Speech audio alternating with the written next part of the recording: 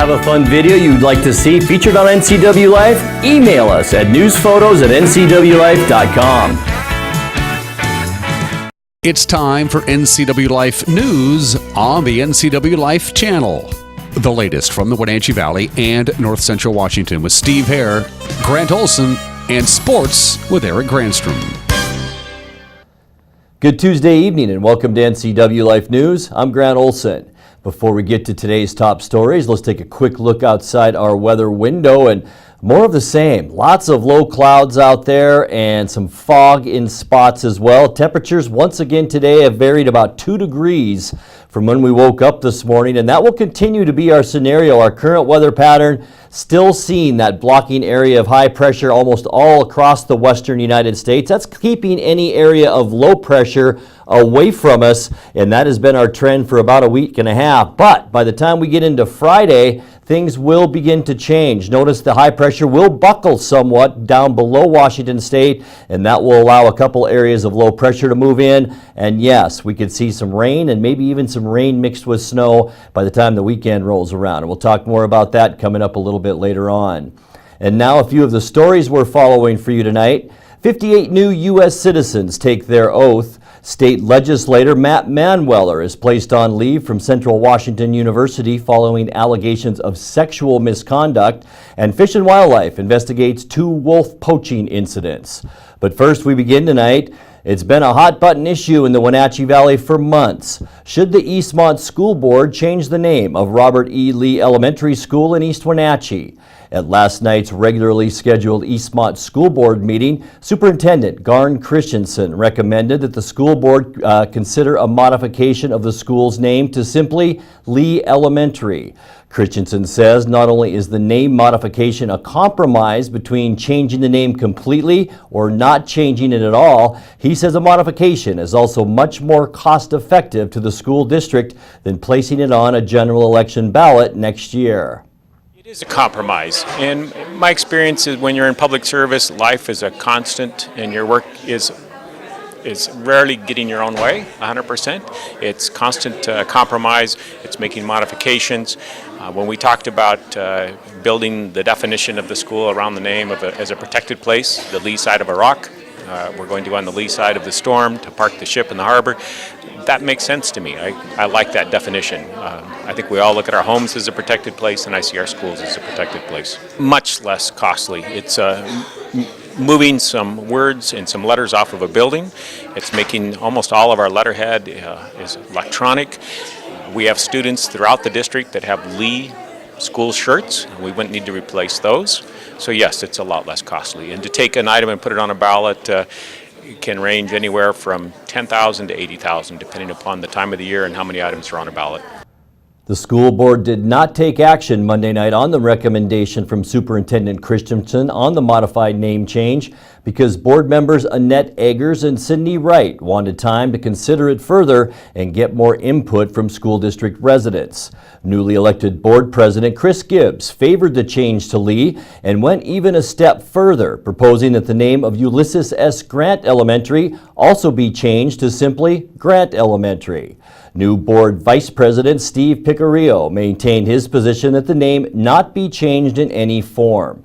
The school board will once again take up the issue at their next regularly scheduled meeting on January 8th at Grant Elementary School.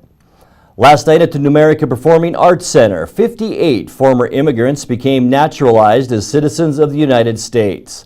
Led by Norma Gallegos and Keith Brown, the event hosted the St. Joseph's Choir and keynote speaker Chelan County Sheriff Brian Burnett. Jay Seebeck, along with interpreter Kaylee Contreras, spoke with new U.S. citizen Marco Gonzalez. It is my honor to welcome each of you new American citizens.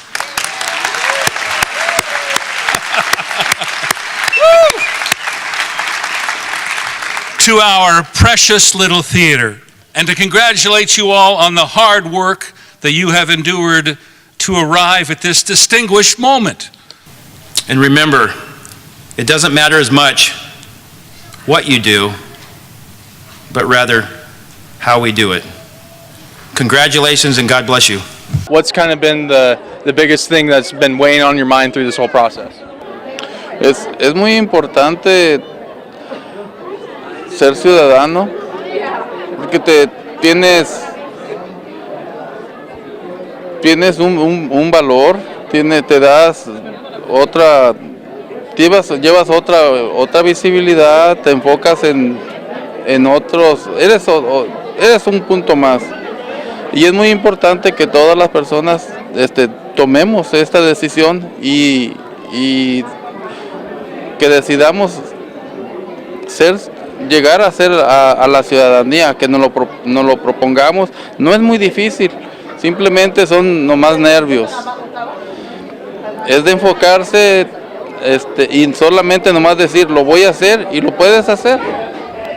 The biggest thing is obviously family support, but when you put yourself to say, I'm going to do it, and he finally does it. And it is very nerve-wracking, but once you go through training and studying and then finally taking that test and just knowing that now you're not just a non-citizen, you're something part of a bigger community, and that was a great change for Marcos. And that I take this obligation freely, without any mental reservation or purpose of evasion, so help me God. Congratulations, you are now citizens of the United States. Watch the full naturalization ceremony on next week's edition of the NCW Life magazine. State legislator Matt Manueller has been placed on leave from Central Washington University. The Tacoma News-Tribune reported this week that the university has opened a new investigation in complaints of sexual misconduct at Central Washington University, where the Ellensburg area lawmaker works as a political science professor. Manueller steadfastly disputes the claims and in an email responded, quote, as a result of the media frenzy surrounding two 12-year-old unsubstantiated allegations, Central Washington University received a handful of emails and phone calls from ex-students over the weekend. Based on those calls, Central Washington University will be hiring an outside investigator, unquote. The allegations of Manueller's inappropriate behavior were made public last week. Manueller was elected to the State House in 2012, representing the state's 13th legislative district. In a press release yesterday, the Washington Department of Fish and Wildlife said they are investigating two suspected wolf poaching incidents in northeast Washington. One case involves the killing of a female wolf in Ferry County, whose carcass was found December 5th by department personnel about 15 miles southwest of Republic. The wolf had been wearing a radio collar attached by WDFW biologist in 2016 when it was a member of the Profanity Peak Pack. Biologist said she was not associated with any pack when she was killed. Ron said the collar had stopped transmitting location data in early November. The second investigation stems from the discovery by hunters of a dead wolf on November 12th. That one was about 10 miles southeast of Colville in Stevens County. That wolf, a breeding female, was discovered within the range of the Dirty Shirt Pack and is presumed to be a member of that pack.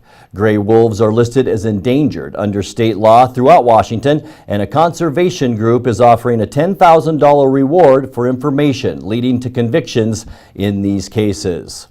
Coming up next, we'll check in with commissioners on the Chelan County budget.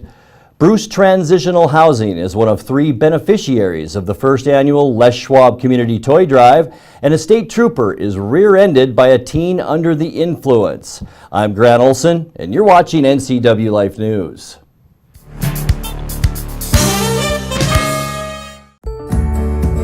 Having a relationship with your pediatrician is so important. Feeling that sense of trust, that is priceless.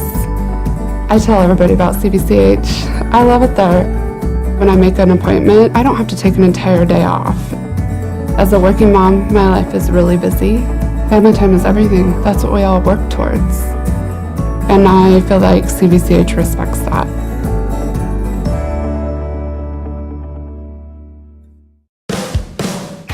Come find your holiday gifts at Antique Mall at Cashmere this holiday season. With 15,000 square feet to explore, Antique Mall at Cashmere has something for everyone, from coin enthusiasts to avid collectors. For do-it-yourselfers, this is the place to find your next repurposing project. What a great way to make your holiday gifts for someone special, using your keen eye to make something old and new again. Discover your next holiday gift in the Antique Mall at Cashmere. Stop on by today.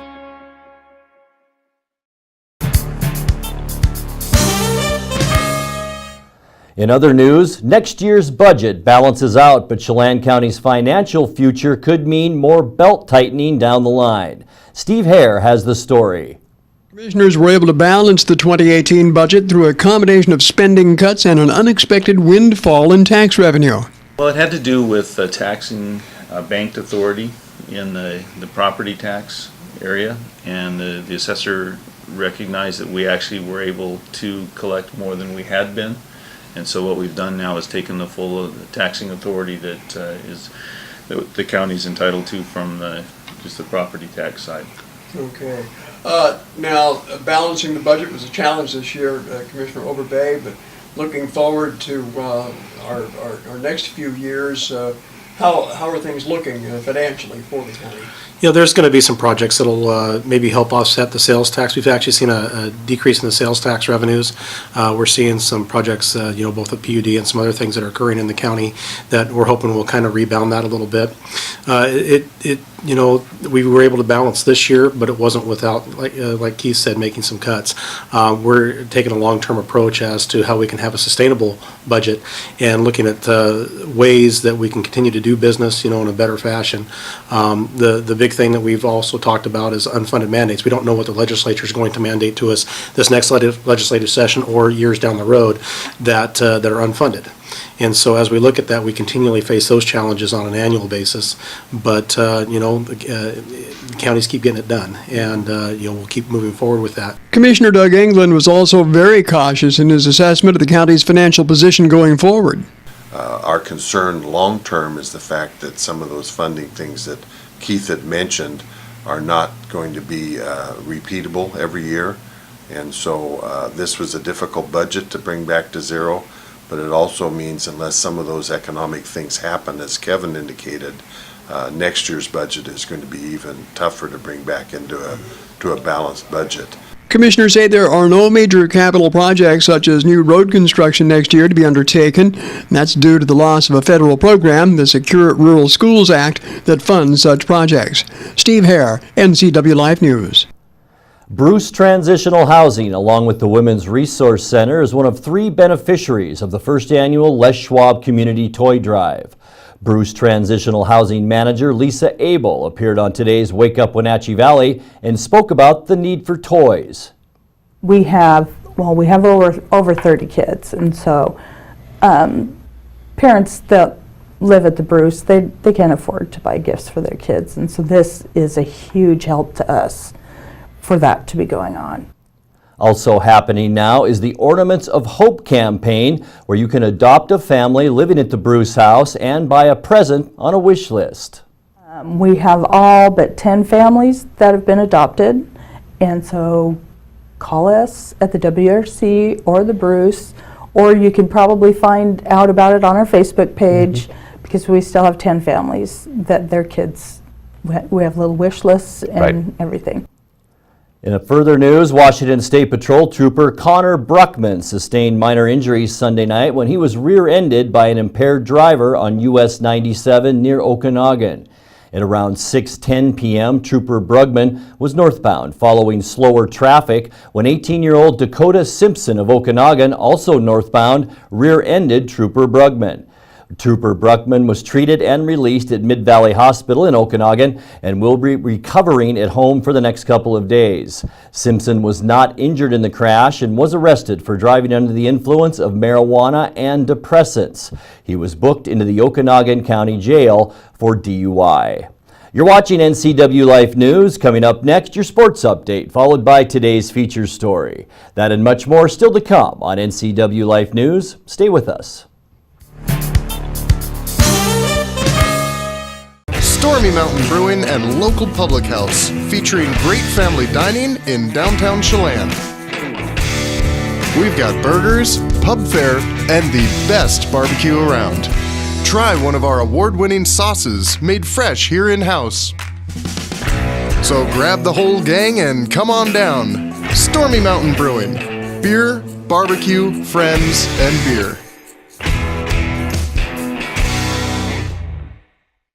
Hi, I'm Cordell Schroeder, owner of East Wenatchee Mobile Storage. If you're thinking about making a move anytime soon, check out the East Wenatchee Mini Storage brand new mobile storage service. They drop it off at your location, you pack it, and they pick it up and store it in their protected warehouse at East Wenatchee for as long as you need. When you're ready, they'll drop it off at your new home or office. East Wenatchee Mini Storage is excited to offer this brand new service to our region. Call 509-884-8643 or find us on the web at ewministorage.com.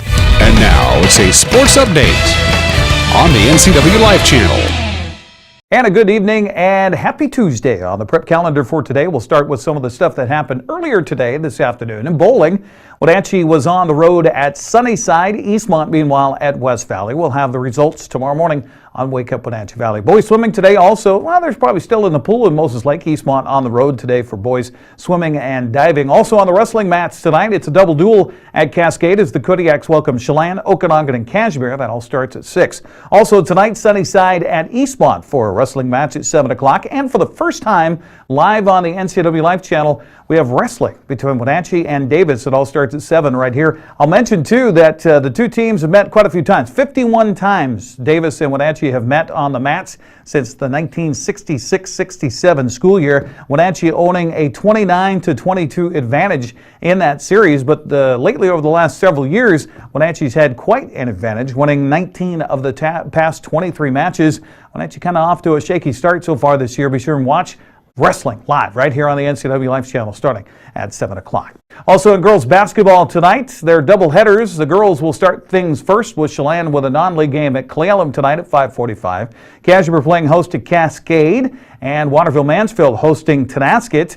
That's at 6 o'clock. Also 6 o'clock tip time for Manson all the way on the road at Lake Roosevelt. On the boys' side, as we mentioned, twin bills, so the boys take center stage for the night game. Chelan at Cle Elum at 7:15. Kashmir hosting Cascade in that pair bowl battle in basketball at 7:15. 7:30 tip time for Waterville Mansfield taking on Tonasket while Manson is at Lake Roosevelt. In Seahawks news, Pete Carroll met with reporters Monday at the team's facility in Renton to discuss Sunday's 30-24 loss to Jacksonville. He started off by saying what happened at the end of the game is not tolerable. I really don't like the way the game ended for us, and we never want to see football games look like that. And the level that we play at, that's not an excuse for going over the top like that. And so all these guys have heard that and they understand that, and we don't ever want to look like that. Did you get a chance to see the video of the Jefferson incident, and if so, what was your take on that? Yeah, I thought that was wrong. Wrong. And he was wrong. I've talked to him about it. Professional athletes, people can say whatever they want to say, and they can, that's kind of just what comes along with it. You have to be able to deal with it as professionally, and he lost it, and he feels terrible about it. It's not the kind of kid he is, and he just emotionally got overrun, and he lost it. Fortunately, people restrained him, and all that, and it's a tremendous learning opportunity for him and the other young guys. Yeah, by the way, if you saw that video of the person holding on to the back of the uniform of Quentin Jefferson as he tried to crawl up into the stands, that's the equipment manager for the Seahawks, Eric Kennedy. So certainly he's stepping out of his role to make sure that he stays out of the stand. That was ugly. As far as the game, Carroll said there was kind of a good, not so good, and he really felt like they'd come all the way back. We thought it had the makings of a defensive battle, and it was for a while, and then it kind of turned a little bit. The offenses kind of took over somewhat, and big plays started showing up and made a difference in the game. It's a really good, hard-fought game. I really like their team, the way they played and the commitment they have to their emphasis is really clear, and you can tell who they're trying to be, and they were ready to battle, and so are we, and we felt like we were mounting one of those comebacks in the fourth quarter. To write a real story, and unfortunately we couldn't finish it. Grant, back to you. Thank you, Eric.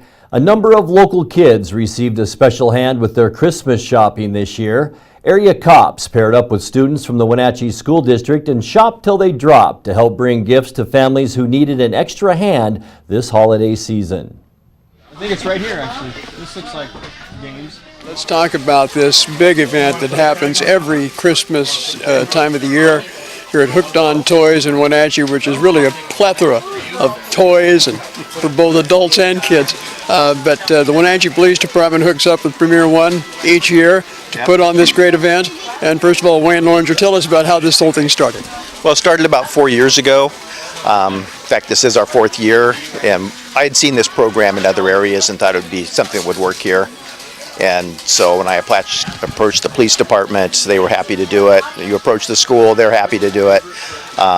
The funding that comes from the foundation and from Premier One, I mean, they're always happy to do it. It's an easy program to put on because everybody's so involved. Now, actually, the real estate agents around the valley are really responsible for raising the money to put this on. Yeah, the real estate agents at Premier One, they give money into a fund, out of each check, and they just decide what they want to give it to. And this is just one of the items that they give money to every year. So how much money did you raise this year for the project? So $8,000. $8,000, that's a lot of toys. Yep. And Corporal, tell us about what this means to the police department to be able to be involved in this type of thing. Well, this is just one of those events that is super special. It gives the police officers a chance to show their human side, who they really are, to kids who might have seen a different side of law enforcement in their upbringing. And it's just a great community partnership with the Premier One and the foundation, as well as the school district. It's just amazing that the partnership that we have with the school district. I send out an email and they go hunting for kids that want to participate in this program. So I'll tell you what, judging from the smiles I'm seeing here to Hooked on Toys this morning, I don't know who's happier, the kids or the officers. Well, I think that this is a win-win. Absolutely. Yeah. Great. Wayne? Yeah. I always enjoy coming down just because you watch those officers work with those kids, and it is just fun to watch. You can't help but smile. And we'll be back in just a moment with the recap of some of today's stories and your complete local weather forecast right after this. Hey, this is Justin at Club Crow Bar and Grill reminding you it's your place for famous blues, brews, and barbecue. We are your one-stop bar and grill, serving breakfast, lunch, and dinner 7 days a week. Jam sessions and live bands playing a wide range of music. If pool tables or pull tabs are more your thing, we have you covered. Enjoy the fun and food at Club Crow Bar and Grill in Cashmere. Stop on by today. At Local Myth Pizza, we believe in real food, freshly prepared with only premium ingredients. Our cheeses are imported from Italy. Our sauces, dressings, and even our sausages are made in-house fresh daily. Featuring Northwest craft beers and 30 Chelan Valley wines and ciders. Family fun and amazing food. Eat local, drink local, and be local at Local Myth Pizza. Come see why Sunset Magazine says you can't beat Local Myth Pizza. Travel enhances your life in every way. Let the travel professionals at Journey Travel and Tours help you plan that dream vacation. Don't leave the important details to those nameless, faceless online agencies. At Journey Travel and Tours, our goal is to build relationships that last a lifetime. And when you do need help, we have a 24-hour helpline that is routed to one of the agents in our office. When you think travel, think Journey Travel and Tours. It's where your journey begins. Like us on Facebook, and you could be one of our monthly winners. Time now for a recap of some of our top stories. It's been a hot-button issue in the Wenatchee Valley for months.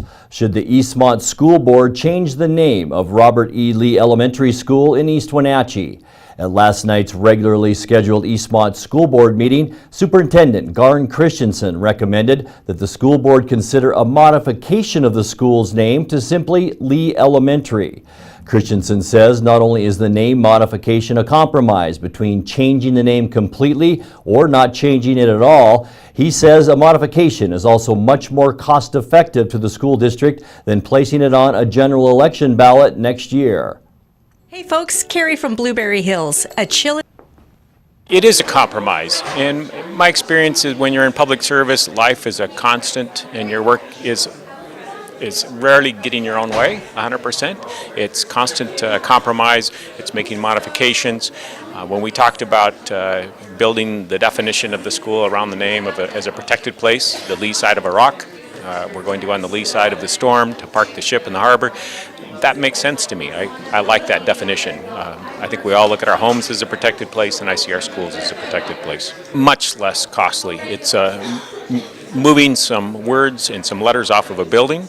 It's making almost all of our letterhead is electronic. We have students throughout the district that have Lee school shirts. We wouldn't need to replace those. So yes, it's a lot less costly. And to take an item and put it on a ballot can range anywhere from $10,000 to $80,000, depending upon the time of the year and how many items are on a ballot.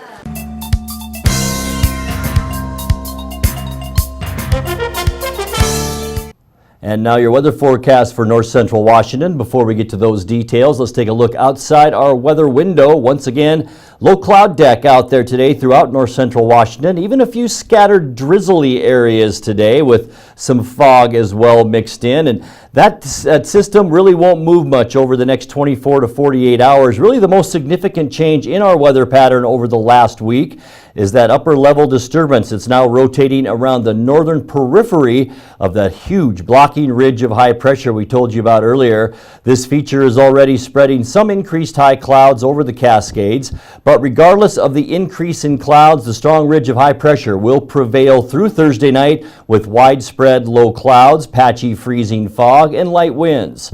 The mountains will remain mild as dry conditions continue. A weather pattern change, though, will arrive by Friday morning. Will be a little bit later than previous forecasts, but it is coming in Friday. It will flatten the ridge of high pressure as a low pressure trough rolls across southern Canada. A weak frontal boundary limps east of the Cascades with light precipitation for Friday, but on Saturday and into Sunday, we will see an increase in precipitation, mainly a wintry mix with a slight chance of even some freezing rain. By afternoon Saturday, temperatures will also warm up a bit, leading to more valley rain and more mountain snow. Let's take a look at that forecast now. And tonight we will drop down to an overnight low of 31 degrees. Cloudy throughout our period, weather forecast period through at least Thursday, as we mentioned. 33 your high then, and then the changes come in on Friday, Saturday, and into Sunday. Showers off and on throughout our weekend, but warmer temperatures, which highs in the upper 30s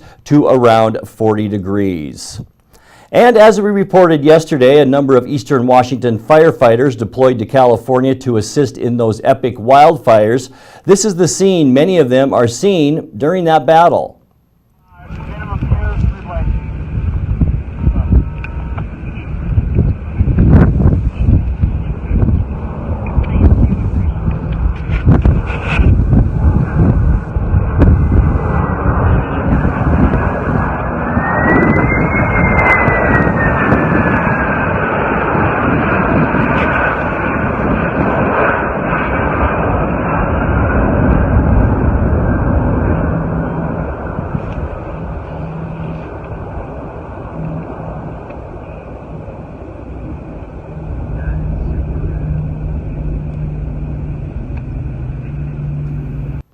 If you have a video of the day you'd like to see on NCW Life News, message us on our Facebook page at the NCW Life channel. And that's going to do it for our newscast tonight. For more on these stories and other news from around north central Washington, you can find us on Facebook or our website at ncwlife.com. And remember, if you see news happening, we'd like to hear from you. You can send us an email at news@ncwlife.com or give us a call at 888-NCWL.